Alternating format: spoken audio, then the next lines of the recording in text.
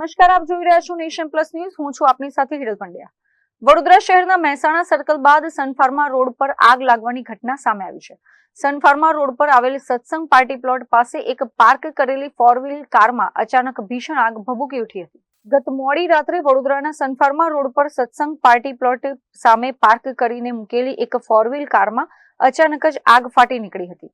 જોતજોતામાં આગે રૌદ્ર સ્વરૂપ ધારણ કરી લેતા આસપાસના રહીશો અને રસ્તેથી પસાર થતા લોકોમાં ભયનો માહોલ છવાઈ ગયો હતો. ઘટનાની ગંભીરતા જોઈને સ્થાનિક લોકોએ તાત્કાલિક ફાયર બ્રિગેડને જાણ કરી હતી. બનાવની માહિતી મળતા જ ફાયર વિભાગની ટીમ ઘટના સ્થળે દોડી આવી હતી અને આગ પર કાબુ મેળવ્યો હતો.